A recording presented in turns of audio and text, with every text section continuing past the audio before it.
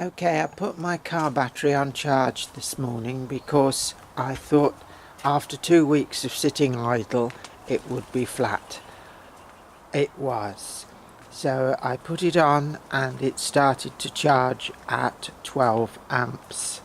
So I'm now on my way round to see if anything has happened and see if it starts.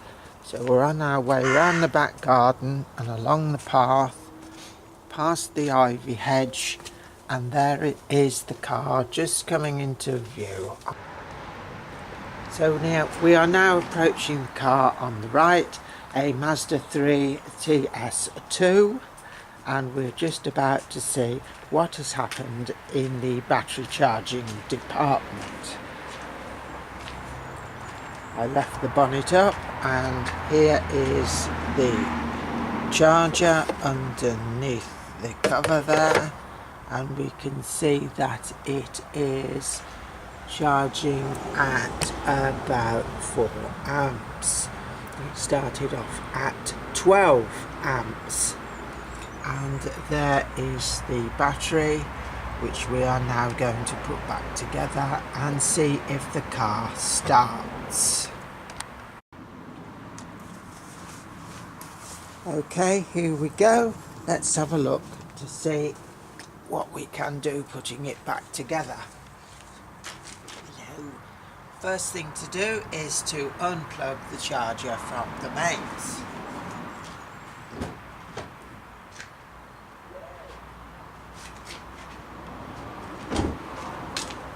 That's done. And the second thing, check. Quite warm, not too bad. Remove the negative, and that's negative earth to the chassis of the car, and remove the positive, winding the fingernails. Right, that can now be put on the floor to be put away. This is the battery cover, plastic thing, everything's plastic today. And does it go that way? No, it goes that way.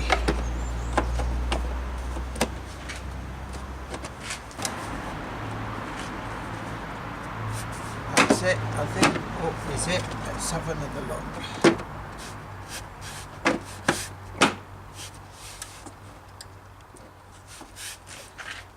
That's it, job done. We now have to go and see if it starts.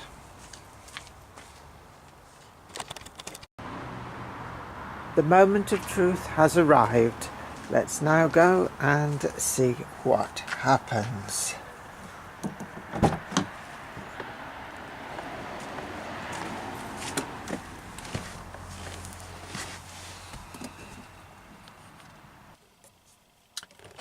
Right, here we are sitting comfortably, and we will see what happens.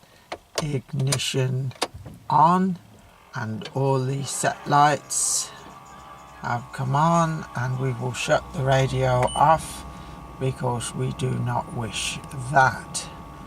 Okay, right, let us see if it fires up.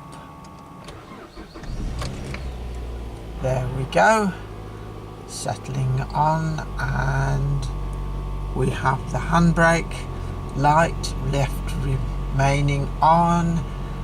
One of the doors is ajar, and I'm not wearing my seatbelt. So we can now give it a little gentle rev. It hasn't been run for 2 weeks, so let's let it gently do its own thing for a few minutes. Let's have a look. What time is it at the moment? It is 2:20.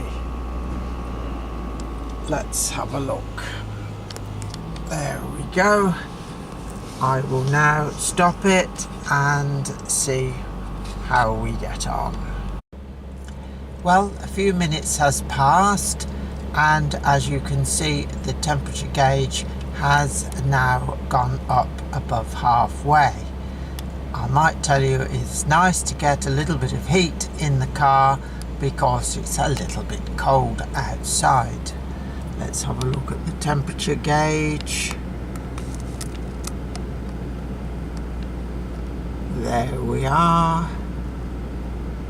It is exactly halfway. Can we see the old trip? Yes. So for a car that was made in about 2006, it's not doing too bad to only have 77,000 miles on the clock. Right, I'll just take you over and we'll have a quick look at the temperature. This is the outside temperature in the middle of the afternoon, a good 9 degrees, which for this time of year is not too bad at all. So we have now been running for 7 minutes and the temperature has come right up. So I think that just about concludes this part of the video. As you can see from down there, that I have my USB adapter in place there, plugged into the cigar lighter, and that will be able to charge my phone and this device. So there we have it, and I think we will call it a day out in the car now, and I shall go and brave the chill. One more little surprise before we go in and get to the warmth. I'll just go into the old workshop and see what glories we have here. Well, this is the old Triumph Herald convertible 1360, my very first car. It is still fully road legal and fully operational. There is the engine, simplicity itself, good old stand part engine, and there's the radiator, which we had recored because we wanted to keep the original header tank and guard to keep it looking reasonable. There is the heater, considering that an Escort that I had cost nearly £500 to have the matrix changed and a full day's work and dashboard removal. I could do it in this car in 20 minutes. I've actually got 3 of them. Well, let's now just gently move around to see if we can see anything inside the car. There you are. It's a little bit difficult to see, but there we have it. Good old Triumph steering wheel and a view with the bonnet up, which is a forward opening bonnet. As you can see, it's in fine condition, very fine condition. Patinated for 1971. It still has its original dynamo as against alternator. It still has points and a coil. There is the coil there with the starting solenoid underneath it. I did in fact change the starting solenoid last year. The battery is a retro black one, as would have been fitted in the original, compliments of Halfords.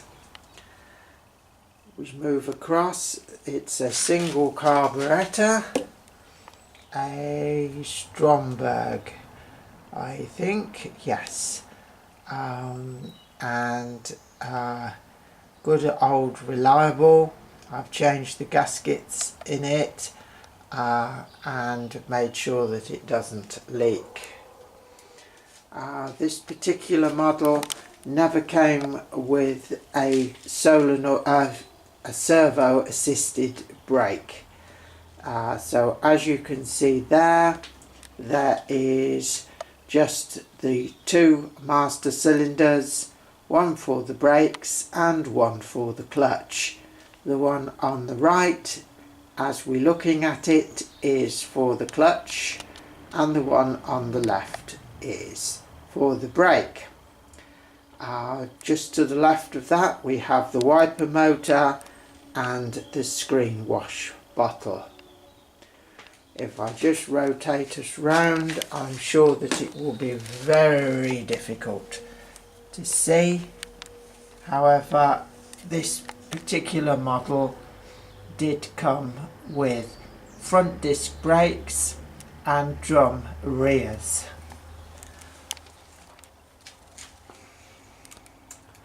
Well, that's about it. I thought perhaps you might like to see that before I go and get myself nice and warm. Thank you. Here we go, on our way back into the warm. There we are, a winter scene of our back garden. All the leaves are down and it's looking a little on the chilly side. As you can see, there is quite a lot of it. Even the odd little bug is floating about. As I say, it is quite mild for the time of year.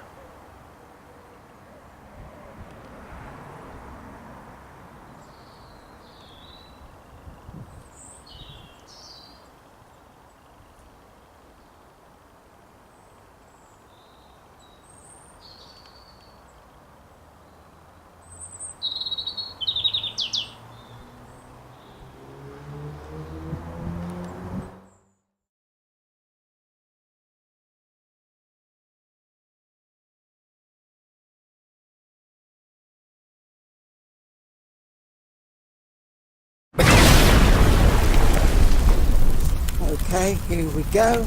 Let's have a look, see what we can do to put that together. First thing to do is to unplug the charger off the mains.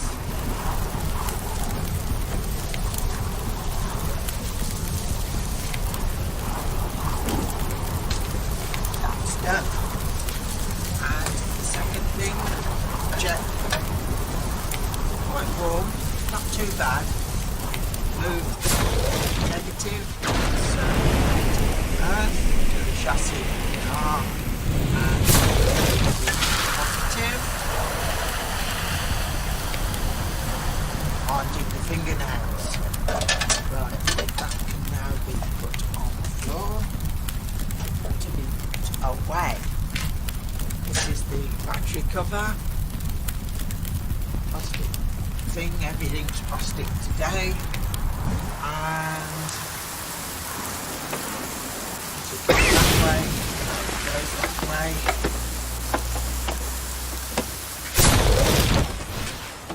A little bit of a wallop.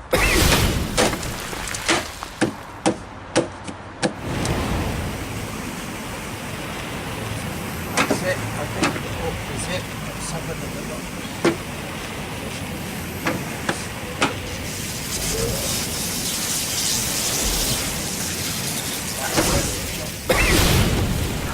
Go and see if it starts.